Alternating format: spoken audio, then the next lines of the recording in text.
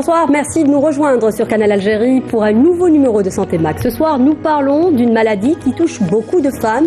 Près de 15 000 nouveaux cas de cancer du sein sont enregistrés chaque année chez nous en Algérie. D'ailleurs, si octobre se teinte de rose, c'est pour nous rappeler l'importance de la prévention, un maillon essentiel pour lutter contre cette maladie qui se propage à une vitesse inquiétante, mais qui peut guérir si elle est détectée suffisamment tôt.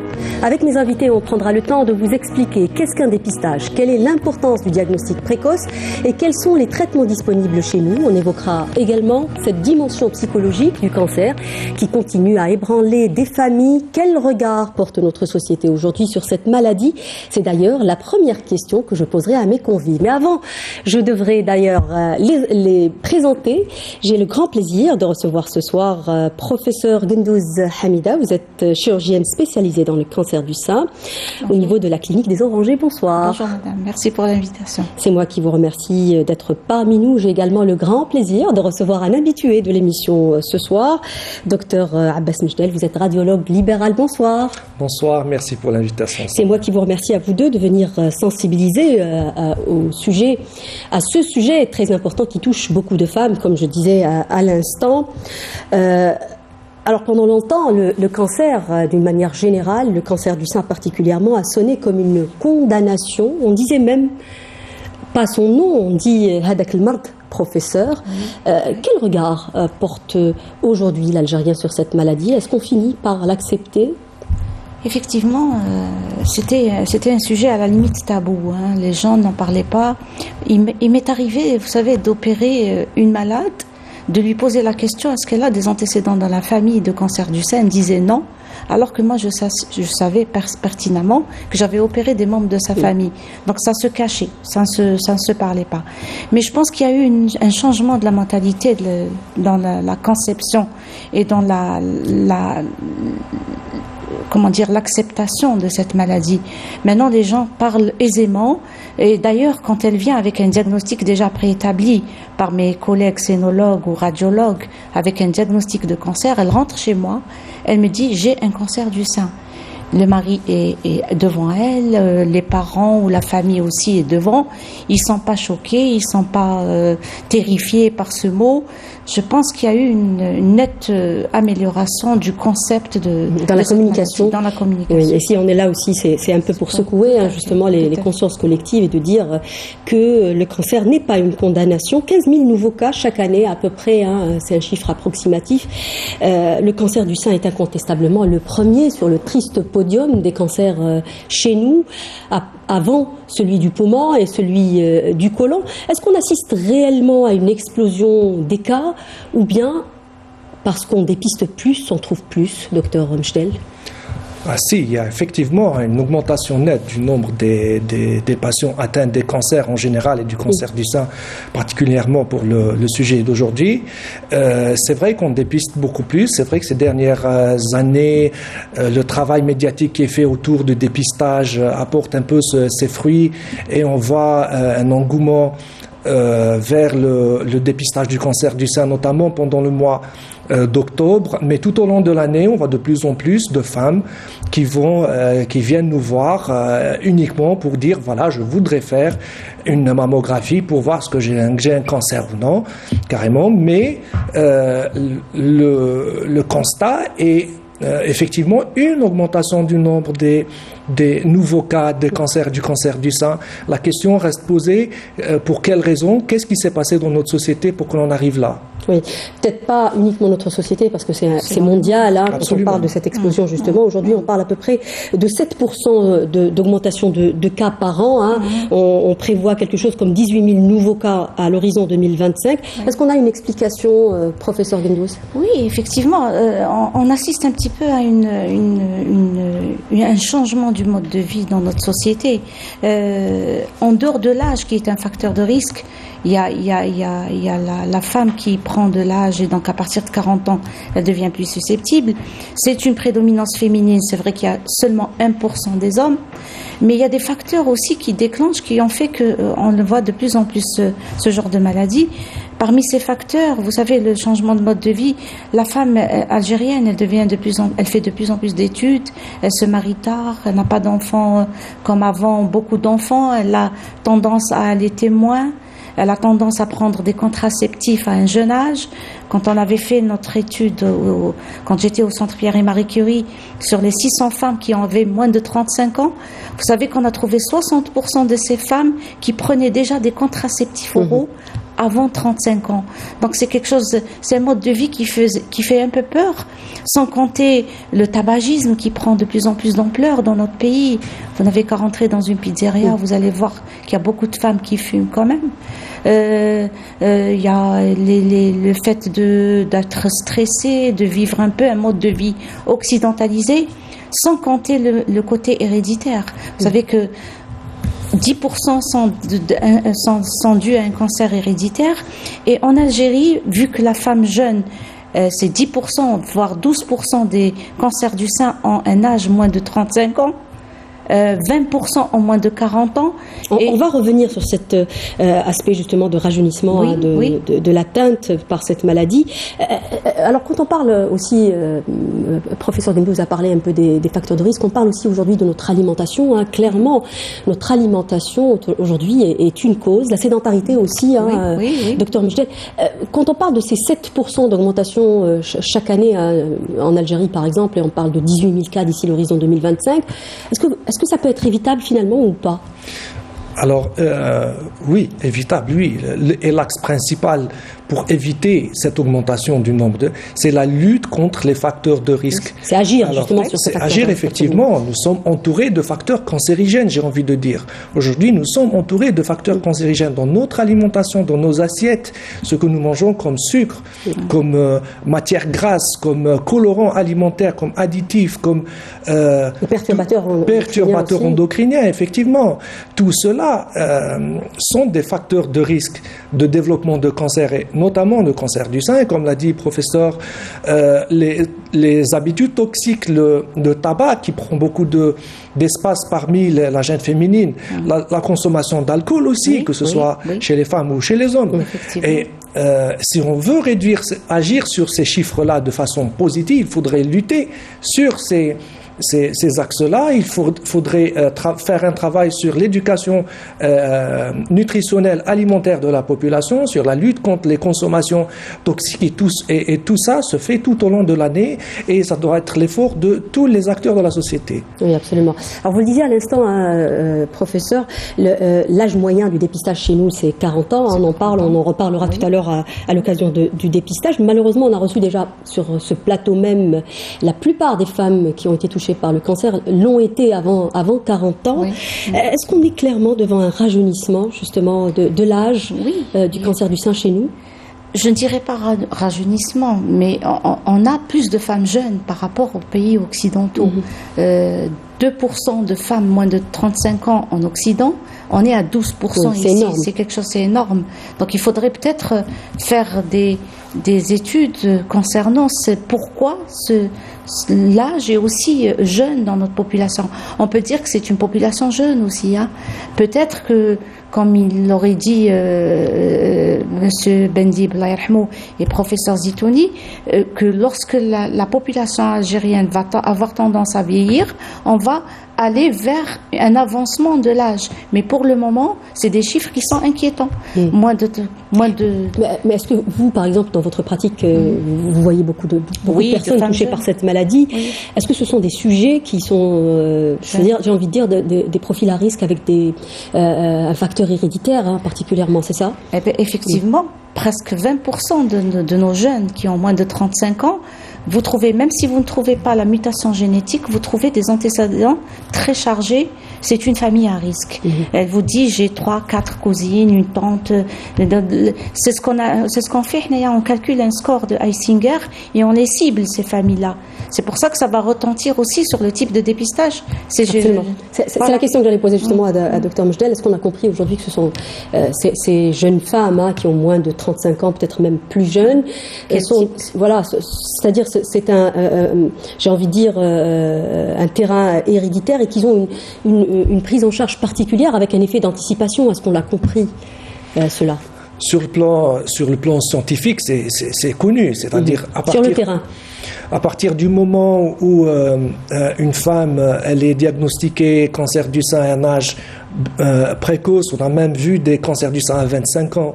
Donc à partir du moment où il y a beaucoup d'antécédents familiaux autour d'une patiente, il faut aller vers un dépistage plus large autour de la patiente. Ça, c'est des données scientifiques qui sont sur le terrain, effectivement, mais qui doivent être accompagnées sur le plan, j'allais dire, académique, sur le plan conduite à tenir, entre guillemets, officiel, pour créer des circuits de prise en charge pour ces cas particuliers où il s'agit ou bien d'une mutation génétique, il faut aller la chercher par une enquête oncogénétique, ou sinon aller jeter un œil plus approfondi dans la famille de la patiente. Oui. Je vous invite, messieurs, dames, à regarder un reportage. Comme chaque année, l'association ML, en collaboration avec le Centre Pierre et Marie Curie, dépêche une caravane pour le dépistage du cancer du sein dans les régions enclavées. Exemple dans le reportage que vous allez regarder à Ouergla, où les femmes ont été nombreuses à se faire dépister.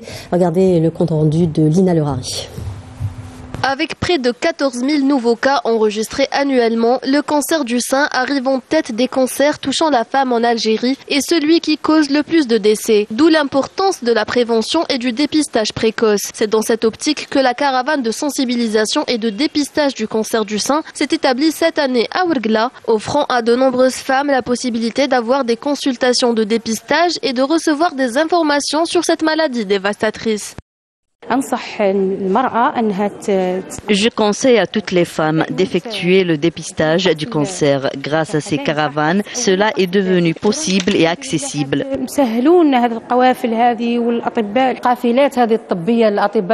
Je remercie tous les médecins présents qui nous accompagnent et nous prennent en charge durant la campagne d'Octobre Rose. C'est une très bonne initiative. Je suis venu inscrire ma femme pour qu'elle puisse effectuer son dépistage. Alors exactement 10 ans de dépistage, 10 ans de travail de terrain et quand même nous avons quand même plus de 25 000 femmes dépistées. 36 wilayas sillonnés et aujourd'hui on est à Ouergla.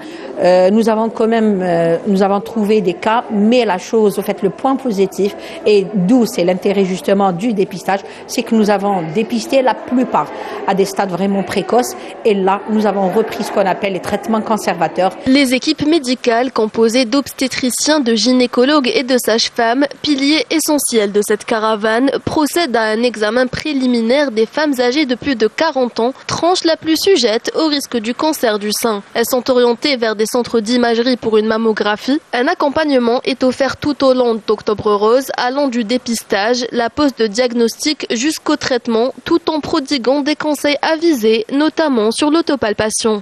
Les femmes doivent être donc éduquées, sensibilisées. Les femmes plus de 40 ans, donc quelque chose qui est obligatoire de faire la mammographie. Pourquoi pour le dépistage précoce de cancer du sein. On commence tout d'abord par la mammographie. Après les clichés qui sont juste ici, on les examine et si par besoin on a besoin de compléter par une échographie, on continue sur l'autre pièce. Alors, et enfin, on classe la maladie selon une classification bien précise et on note ce qu'on doit faire comme conduite à tenir. En cas d'un diagnostic positif au cancer du sein à un stade précoce, on doit commencer tout d'abord par une biopsie qui va confirmer le diagnostic et puis on va l'orienter pour d'autres traitements, comme par exemple la chimiothérapie, la radiothérapie, voire même la chirurgie. Le dépistage du cancer du sein demeure le meilleur rempart pour détecter toute anomalie à un stade précoce, augmentant ainsi les chances de guérison. Alors, on peut dire que ça reste insuffisant et ponctuel, malheureusement, parce que ça ne se passe que pendant le mois d'octobre. Mais avoir quand même ces images et le flux des femmes qui se font dépister, on finit par dire quand même que cet effort de sensibilisation porte ses fruits, professeur. Oui, on le voit sur terrain. On le voit. D'ailleurs, je vous félicite pour tous les médias qui font ces campagnes-là tout au long de l'année. Il n'y a pas que le mois d'octobre. Les femmes nous arrivent quand même à des stades très précoces. Et on est content. On est content de pouvoir conserver le sein et de diminuer le coût de la prise en charge de ces patientes aussi bien pour l'État que pour la malade elle-même. C'est des arrêts de travail de longue durée, c'est des traitements lourds, accaparants. Donc je pense qu'il y a une amélioration extraordinaire sur terrain, je dis bien. Oui. Alors on parlait tout à l'heure justement de cette dimension du tabou lorsqu'on parle du cancer. On l'a senti de façon plusieurs fois, ne serait-ce qu'en cherchant des témoins pour cette émission, on a du mal finalement à accepter cette maladie et l'acceptation passe par ce moment fatidique qui est le moment de l'annonce, docteur Mchdel. Comment se passe généralement ce moment? Est-ce que vous êtes formés, vous les radiologues, parce que vous êtes les premiers à affronter un malade avec sa panoplie de tests et d'examens. Comment ça se passe généralement? Alors si vous voulez, c'est dans l'ordre des idées. Une fois que on reçoit la patiente, quel que soit le problème de santé en tous les cas, mais le cas particulier du cancer du sein, il faut avouer que c'est un cas assez particulier parce que ça concerne un organe qui est synonyme de féminité, donc, et qui est entouré de beaucoup de tabous, d'interdits. L'annonce doit se faire de toutes les façons. On doit annoncer à la patiente qu'il y a une lésion qui nous rappelle un cancer. Mais alors, est-ce que nous sommes formés? Théoriquement, ça fait partie de l'exercice, ça fait partie du travail. On apprend sur le tas finalement. On apprend avec le temps, on apprend en fait avec l'exercice, évidemment, avec plus on travaille, plus on connaît un petit peu les réactions des patients et des patientes, mais nous sommes dans l'obligation d'annoncer à la patiente qu'il s'agit, qu'elle est porteuse d'une lésion qui rappelle un cancer et qu'à un moment donné, il faudrait aller faire une biopsie.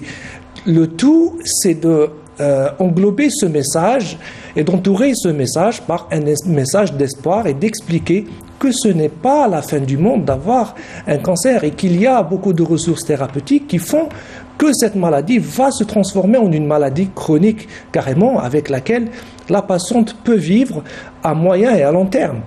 Alors finalement, il n'y a pas de protocole d'annonce. Ça, on l'a compris. Oui. Est-ce qu'on prend en charge, finalement, docteur Guendo, parce que beaucoup de malades disent qu'on leur a annoncé leur cancer comme si on annonçait une grippe, par exemple, alors que ce n'est pas du tout la même chose. Est-ce que finalement, on prend en considération cette dimension psychologique, justement, du malade, le profil, comme disait docteur Mchdel? Vous savez que dans ce sens-là, on n'a pas quelqu'un de spécialisé dans l'annonce du diagnostic. Est-ce qu'on se fait accompagner par un psychologue, par exemple, déjà? Non, sur terrain, on n'a pas de psychologue qui coopère avec nous. Et c'est pour ça qu'on se forme, nous, de le faire une fois qu'on a la malade en face de nous. Et en général, on fait cette annonce progressivement.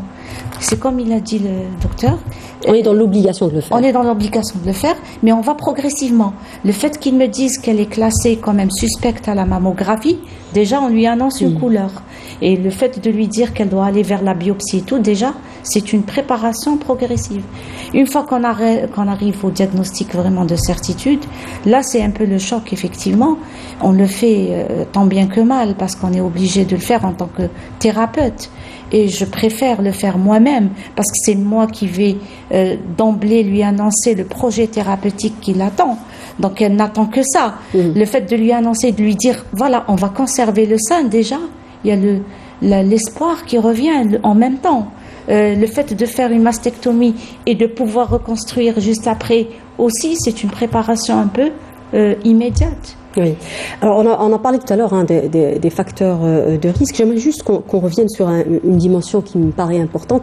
Dire que le facteur de risque peut-être génétique, c'est le seul qui suffit à lui seul pour déclencher un cancer, alors que les autres doivent être quand même regroupés ou intriqués, c'est ça, professeur? Quand il y a un facteur génétique, parce qu'il peut être génétique, mais avec une hérédité prouvée, c'est-à-dire une mutation.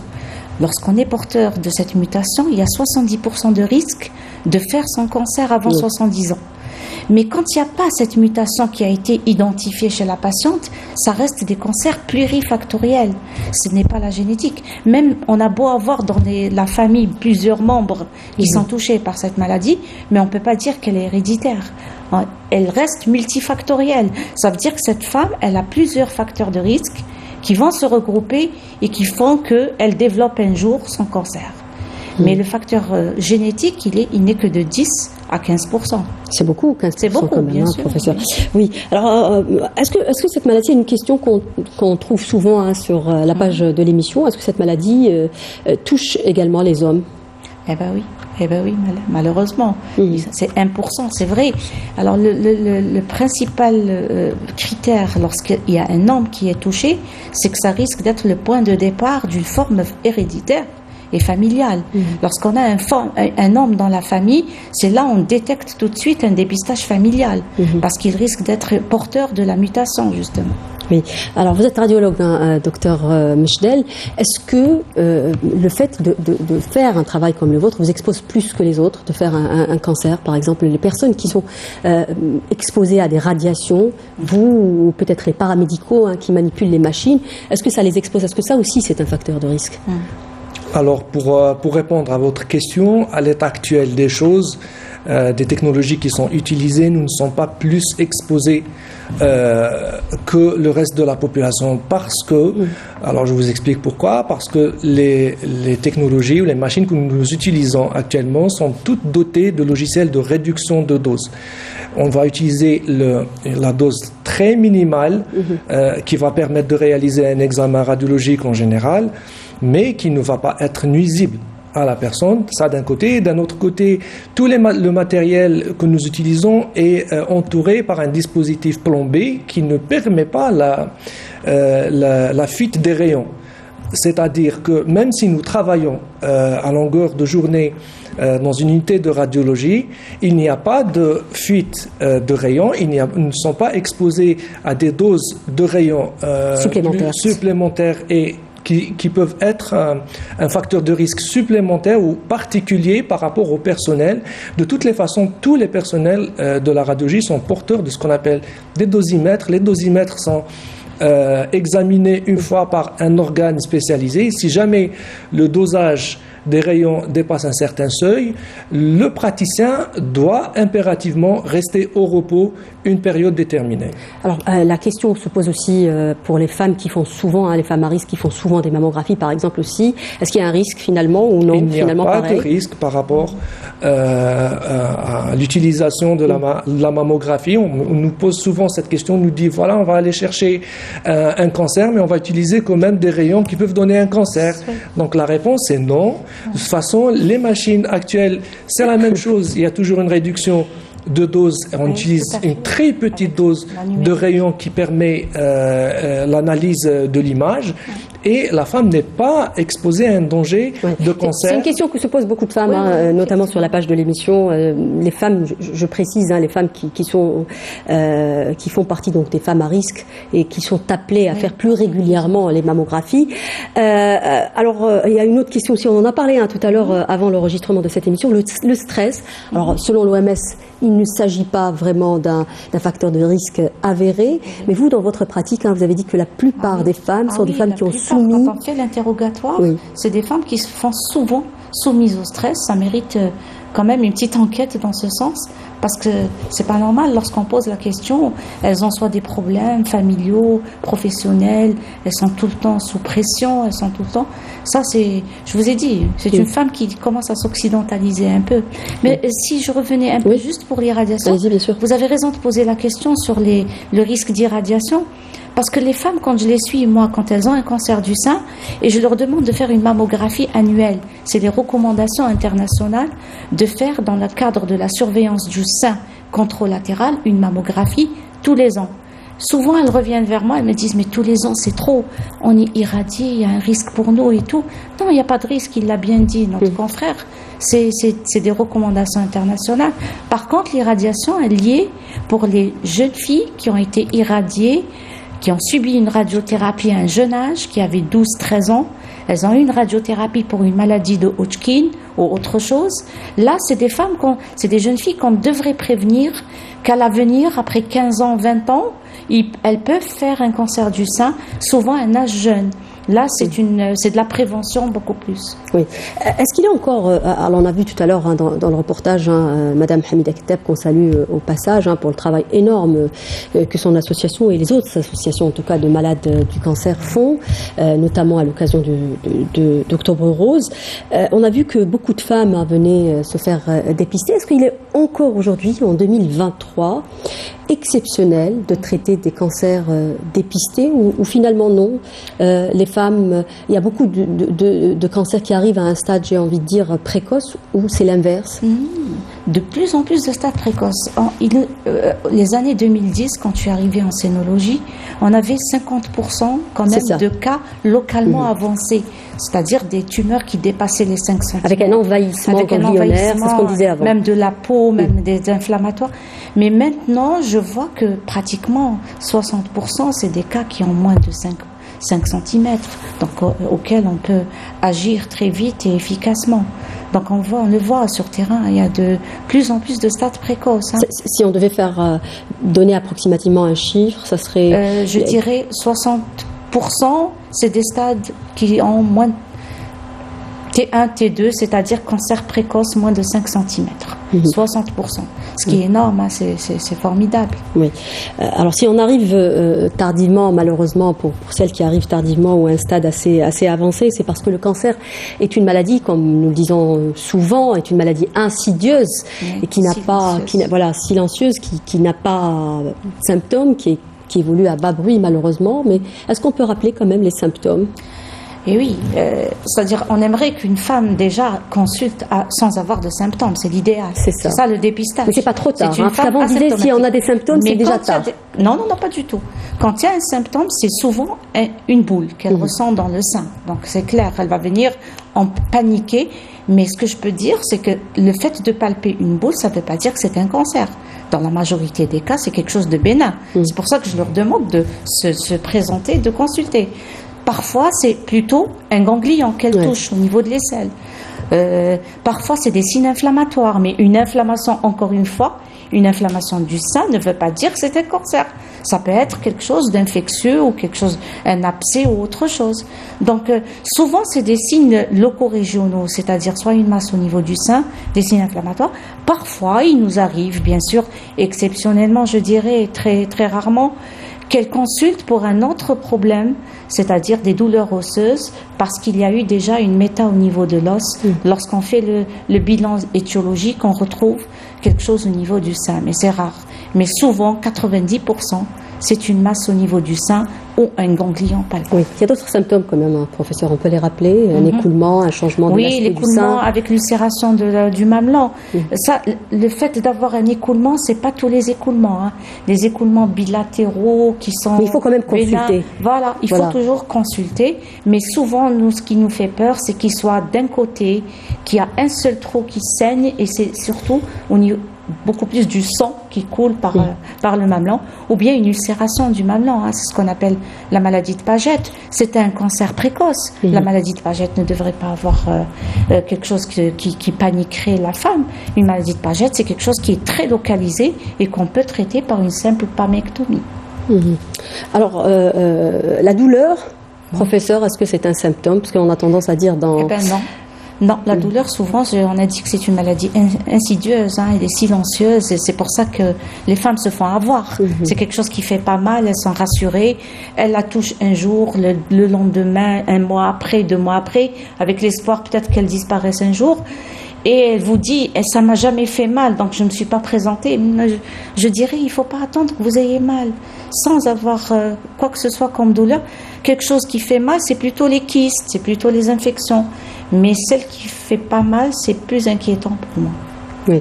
Alors, les symptômes signifient souvent que quand même la maladie est déjà avancée, c'est ça, un stade déjà avancé, d'où l'importance justement de se faire dépister. Il ne faut pas attendre l'apparition des symptômes. Qu'est-ce qu'un dépistage finalement, Dr Mchdel? Alors le dépistage, c'est par définition, c'est un examen dans le cas du cancer du sein radiologique qui est destiné à des femmes qui qui ne présentent pas de symptômes. Ou sinon, c'est nous qui allons vers les femmes sans qu'il n'y ait de plainte particulière et aller réaliser un examen mammographique pour analyser le sein.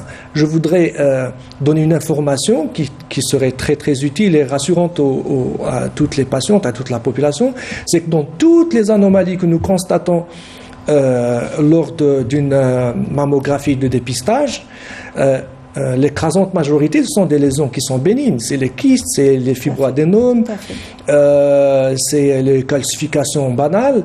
Le cancer reste minoritaire dans les résultats, dans les anomalies que nous trouvons dans le sein d'une femme lorsqu'on fait un dépistage.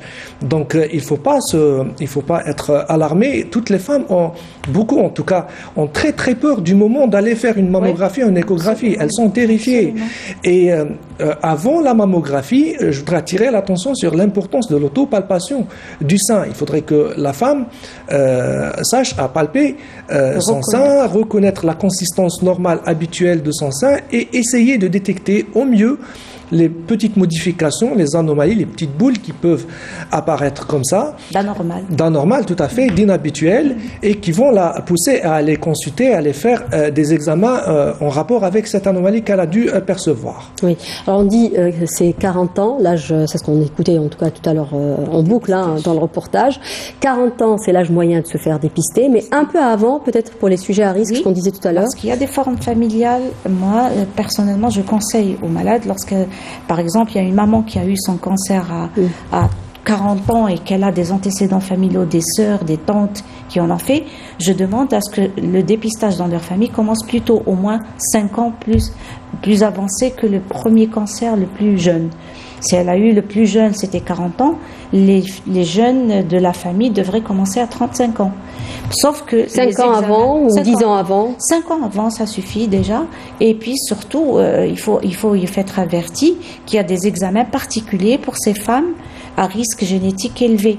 C'est plutôt les échographies, parce que c'est des femmes jeunes en général, moins de 40 ans, où on ne peut rien voir sur une mammographie, et c'est les IRM. En général, on peut demander, même on peut aller jusqu'à une IRM pour pouvoir dépister précocement s'il y a quelque chose. Alors, la fréquence d'un dépistage, une mammographie, chaque combien pour les gens qui nous regardent? Tous les 2 ans, c'est l'idéal. Je pense qu'il est d'accord avec tous les 2 ans pour les sujets à risque? Les sujets à risque, c'est tous les 6 mois à base d'un examen clinique et d'une échographie, parce que c'est anodin comme examen, surtout pour les patientes qui ont dans la famille des gens mutés. On demande qu'il y ait un examen clinique tous les 6 mois, une échographie, et si jamais il y a quelque chose qui nous oriente vers quelque chose d'inquiétant, on va aller vers une IRM. Oui. Voilà. Alors, le test génétique n'est pas disponible. Malheureusement, jusqu'à présent. Malheureusement. Alors, la mammographie, donc c'est ça le test de prédilection. On a compris qu'on pouvait faire une IRM pour les sujets jeunes parce que c'est pas visible, parce que c'est des sujets où le sein peut être très dense. C'est ça, professeur. Tout à fait. Alors, une mammographie peut-être pour rassurer aussi, ça fait mal. Petite douleur par compression du sein, mais ce n'est pas une douleur c'est une douleur que la patiente va sentir au moment de l'examen. Dès que l'examen est terminé, la douleur va disparaître. C'est pas une douleur qu'elle va traîner. Est-ce qu'il y a une période peut-être à conseiller ou à déconseiller? Peut-être par exemple la période du cycle, parce que les seins sont un peu plus sensibles, peut-être, professeur? Oui, bon, pendant le cycle, c'est vrai que les seins sont un petit peu sensibles. C'est des susceptibilités, on va dire, personnelles. En tout cas, en termes d'échographie, de mammographie, nous ne sommes pas tenus par une période particulière du cycle. Non, mais ça, c'est pour les femmes qui nous regardent. C'est pour les femmes, c'est pour ne pas dire que c'est douloureux, justement, c'est pour rassurer. Moi, je leur dis, une fois que vous sentez votre sein plus souple, plus léger, peut-être après les règles, justement. Après les règles, une semaine après, c'est l'idéal. Oui. Alors, je rappelle, au passage, malheureusement, on parle du dépistage, on incite tout le monde à se faire dépister, mais pour le moment, pas de dépistage organisé en Algérie. Le plus gros, où pratiquement tout se fait aujourd'hui au privé. Vous venez justement d'une institution privée, Dr Mejdel. Mais ce qui est peut-être le point positif pendant ce mois d'octobre, c'est que beaucoup de cliniques et beaucoup de centres d'imagerie se prêtent au jeu, font des gratuités, c'est ça, aujourd'hui? Des réductions dans les tarifs, effectivement. Oui, absolument. Des réductions, des gratuités parfois, absolument. Oui, non, mais on peut le faire, en fait. C'est ce qu'il faut faire. On profite de ce mois d'octobre déjà pour attirer l'attention des patientes à la nécessité ou l'importance du travail de dépistage, encourager en faisant des réductions, sinon carrément des gratuités, et en même temps essayer de démystifier un petit peu l'examen lui-même. C'est ça. L'examen lui-même. C'est vrai que les structures hospitalières elles seules, il est impossible de contenir tout le travail de dépistage au sein des structures hospitalières. Ça, c'est impossible. Il faut aller vers une situation où il y a le concours peut-être de la sécurité sociale. Il n'y a pas de centre de dépistage public. Au jour d'aujourd'hui, il n'existe pas. C'était prévu. C'est des centres diagnostiques. Voilà. C'était prévu, mais il n'existe toujours pas, malheureusement, de centre de diagnostic, de dépistage plutôt, public. Alors, on arrive toujours, si vous permettez, toujours en restant sur le dépistage, vous savez, on n'a pas de dépistage organisé en Algérie. C'était le projet du plan cancer, espérant qu'il va être concrétisé, où il devait y avoir 3 grands centres, l'Est, Ouest et le Centre. J'espère que ça va être concrétisé. Mais on a par contre ce qu'on appelle le dépistage individuel. Les femmes, grâce à vous et grâce aux médias, grâce à votre sensibilisation, sont de plus en plus médiatisées. Et donc, elles viennent vers là. Et on a le dépistage ciblé aussi. Quand on a des familles à risque, on les oriente automatiquement vers nos confrères radiologues pour se faire dépister. Oui, c'est le but de toutes les manières des émissions comme celle-ci, mais on est en train juste de dire au passage qu'on attend toujours qu'il y ait un dépistage justement organisé. Alors on arrive au but du dépistage, si on appelle tout ce monde justement à se faire dépister, et on appelle les femmes à se faire dépister justement, c'est pour arriver à un diagnostic précoce. Qu'est-ce qu'un diagnostic précoce finalement ? Un diagnostic précoce, c'est une tumeur de 2 cm. L'idéal, c'est qu'elle soit moins de 3 cm, c'est l'idéal. De toutes les façons, maintenant, le traitement conservateur, c'est-à-dire on va conserver le sein, même si la patiente a jusqu'à 5 cm. C'est ce qu'on appelle les tumeurs T1 et T2. On peut aller vers un traitement conservateur. Plus cette tumeur est précoce et elle est prise en charge à temps, on peut conserver le sein. Il n'y a pas que le sein. Même pour les ganglions, au lieu de faire un curage axillaire, on fait ce qu'on appelle la nouvelle technique de ganglion sentinelle. On ne prélève qu'un seul ganglion et du coup, la femme aura moins d'effets secondaires concernant son bras. Donc, moi, je leur dis consultez précocement. Au moins, vous avez ces 2 avantages. Vous conservez le sein et vous conservez un bras qui est normal. Vous pouvez travailler avec et vous pouvez vaquer à votre Oui, absolument. Donc, un diagnostic précoce implique des thérapeutiques plus légères et éviter justement l'ablation. Elle peut éviter peut-être une chimio aussi, parce que si elle consulte plutôt, on n'a pas d'atteinte ganglionnaire, on n'a pas de facteur de mauvais pronostic, elle peut même échapper à une chimiothérapie. Oui. Alors, que représente aujourd'hui la chirurgie conservatrice? Vous êtes chirurgienne, professeur Gundouz. Que représente de l'ensemble de la chirurgie? 40%. On est à 40%. On aimerait arriver un jour, comme les pays occidentaux, à 80%. C'est ça notre objectif. Si vous faites le dépistage à temps et qu'on a de bons résultats sur ça, on arrivera, Inch'Allah, à 80% de conservation de ça. Mais avec un risque, quand on parle de la chirurgie conservatrice, est-ce qu'il y a un risque quand même d'une mastectomie de rattrapage ou pas, finalement?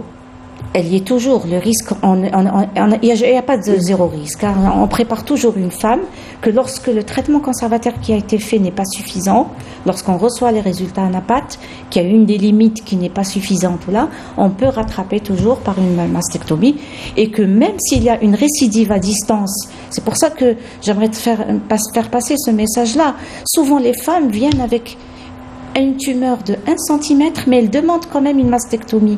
Elles ont peur du traitement conservateur. Moi, j'aimerais les rassurer. Un traitement conservateur, il a la même survie que la mastectomie. Que je fasse mastectomie ou conservation, c'est la même survie. Il ne faut pas qu'elles aient peur. Même si ça récidive, on enlève le sein, c'est tout. C'est pas le drame. Mais elles ont qu'on a peur justement de la récidive, professeur, c'est ça? C'est une deuxième intervention. C'est tout ce que ça lui coûtera, une deuxième intervention, mais ça ne rajoute pas le danger concernant sa survie. Moi, j'aimerais les encourager d'aller vers le traitement. Peut-être que ce qui fait peur aussi à ces femmes, c'est le fait, absolument, voilà, c'est peut-être la difficulté d'accès à la radiothérapie, parce qu'on sait aujourd'hui qu'un traitement conservateur nécessite des traitements par radiothérapie, ce qui a toujours été le point noir de la prise en charge du cancer chez nous, malheureusement. C'est-à-dire une tumoroctomie doit être suivie très rapidement par une radiothérapie, c'est ça? Il y a des délais effectivement pour la radiothérapie. Je voulais juste rajouter quelque chose par rapport au traitement conservateur et du diagnostic précoce. Non seulement le traitement, il est plus léger que traiter une tumeur de 1 cm et de 5-6, c'est pas la même chose. Et en plus, le pronostic à moyen et à long terme est meilleur. Et meilleur, c'est-à-dire le chirurgien, le thérapeute va aller dans une logique de guérison. Voilà, il va être curatif dans son action. C'est-à-dire que si on veut dépister un stade très très précoce, c'est pour carrément guérir la patiente, et ce n'est pas un mensonge que de dire qu'il y a des patientes qui ont été guéries d'un cancer du sein parce qu'elles ont été diagnostiquées très précocement et qu'elles ont reçu le pack de traitement. On parle de guérison aujourd'hui, je pensais qu'on ne pouvait pas dire guérison vraiment dans le cancer, on parle plus de rémission. Actuellement, on ose dire que on est positif. Oui, c'est une rémission en cours. Tout à fait, oui. Après, on transforme la maladie le cancer en maladie chronique, on la suit. Et elles sont nombreuses, les femmes qui ont été... Je reçois des patientes qui ont été opérées il y a 15-20 ans d'un cancer du sein jusqu'à oublier leur maladie. Moi, ça devient... J'ai eu la chance d'assister avec la consultation du professeur Bendib, il avait des consultations 30 ans après. C'est des femmes qui venaient 30 ans après. Donc ça donne un toujours en bonne santé. Toujours en bonne santé. Oui. Non, mais ce qui est extraordinaire, c'est qu'elle continue à consulter. Consulter. C'est ça, ça c'est très important. Oui. Alors on avait dit un mot sur la radiothérapie. Alors la chirurgie, c'est le traitement de prédilection du cancer du sein. Absolument. Voilà. C'est inévitable. C'est inévitable. Si on est en zone saine, si on a enlevé tout le cancer, il reste quelques cellules qui circulent dans le sang à éteindre. C'est par la chimio, par l'hormonothérapie, par tout ce qui s'ensuit comme traitement systémique. Et bien sûr, la radiothérapie. Vous savez que maintenant, la radiothérapie, le fait qu'il y ait ouverture un peu partout, les femmes sont prêtes à partir au sud pour faire leur radiothérapie. Oui. Elles y vont. Elles n'hésitent pas quand elles veulent garder leur sein. Il y a des gens qui s'endettent aussi pour le faire. Exactement. Oui, pour le faire dans le privé, en attendant qu'il y ait des conventions avec... Tous les moyens sont Absolument. Tous les moyens sont Oui. Alors, pour revenir à la chirurgie, peut-être pour démystifier justement la chirurgie, c'est à la limite une bonne nouvelle quand on dit que c'est un cancer opérable. Oui, c'est une bonne nouvelle, effectivement. D'ailleurs, je le dis pour les femmes qui doivent avoir une mastectomie. Si elles commencent à pleurer, je lui dis non, il ne faut pas pleurer. Le fait que je vous dise que je vais vous opérer déjà, c'est une bonne nouvelle. Comme vous l'avez dit, ça aurait été le drame si je vous disais non, si vous êtes au-dessus de toute ressource thérapeutique, là vous aurez peut-être eu peur. Mais là, vous êtes opérable, c'est une chance. Oui. Alors, les traitements adjuvants, vous avez parlé de chimiothérapie. Quels sont les autres traitements dans le cas du cancer du sein? Il y a l'hormonothérapie, il y a la thérapie ciblée. En fait, tout ça est dicté par le type histologique qu'on a sur la pièce anapathe. Lorsque j'opère, j'envoie automatiquement ma pièce anapathe au pathologiste. Il va me rendre plein de facteurs histopronostiques et sur cette base-là, il va y avoir décision de faire ou pas chimiothérapie, de faire ou pas une hormonothérapie. Une hormonothérapie, c'était des cachets que cette patiente va prendre pendant au moins 5 ans. Au moins 5 ans, c'est un cachet par jour. C'est pratiquement un traitement anodin. Il a quelques effets un peu anodins sur l'os ou sur des effets secondaires vraiment gérables. Et il y a la thérapie ciblée. La thérapie ciblée, c'est quand elle est HER positive, c'est-à-dire qu'il y a un certain récepteur qui est positif dans ces tumeurs-là. Et la femme aura à faire une perfusion tous les 21 jours pendant 18 mois. Donc c'est un traitement qui, c'est vrai, lent, mais il n'a pas beaucoup d'effets comme la chimio. La thérapie ciblée, elle est moins. Oui. Alors le plan de traitement, finalement, on l'a compris, dépend de la forme du cancer. Est-ce qu'on peut poser un pronostic d'emblée, c'est-à-dire quand on voit déjà à l'imagerie le type de cancer, quand on fait tous les examens nécessaires, est-ce qu'on peut savoir déjà, est-ce qu'on peut déjà poser un pronostic? Bien sûr, oui. Le bilan de la maladie maladie de départ, un de ces objectifs, justement, c'est faire une étude pronostique, une évaluation pronostique de la maladie. C'est pour ça que je disais qu'un cancer qui est une tumeur qui fait 1 ou 2 cm a clairement d'emblée un meilleur pronostic qu'une tumeur qui fait 5-6 cm. Ou sinon, une tumeur de quelle que soit sa taille avec une métastase au niveau du foie, on peut la prendre en charge quand même.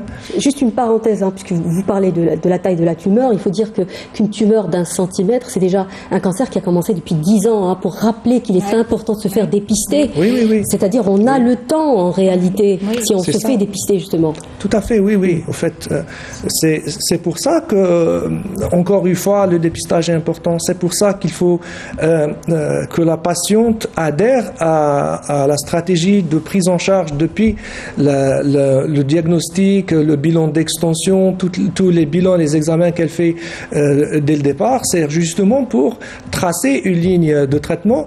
Et pour revenir à votre question, oui, on peut avoir une idée du pronostic. Évidemment, si on pose un diagnostic d'une tumeur du sein avec beaucoup de métastases ailleurs, on a une idée que le pronostic n'est pas très très bon. Mais par contre, le but, c'est de diagnostiquer une tumeur à un stade précoce, de mettre toutes les chances thérapeutiques du côté de la patiente, lutter par tous les moyens. Actuellement, on peut même opérer 1 ou 2 nodules secondaires du foie.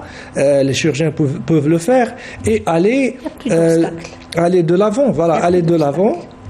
Tout à fait.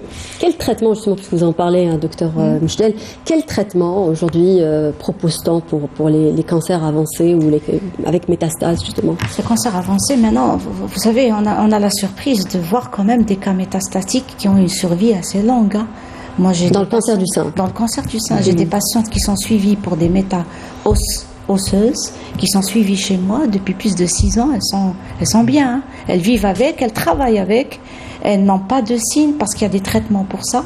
Il y a ce qu'on appelle les biphosphonates pour lutter contre les douleurs au niveau de l'os. Il y a la radiothérapie ciblée sur la méta au niveau de l'os.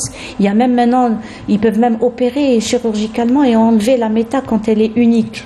C'est pour ça que maintenant, quand on a une malade avec une métastase unique, on peut même opérer les deux en même temps. Mais oui. Professeur Guendouz, vous me tendez la perche justement parce que quand on voit ailleurs, aujourd'hui on parle carrément d'une révolution dans les thérapeutiques qui sont proposées dans le cas du cancer et du cancer du sein particulièrement.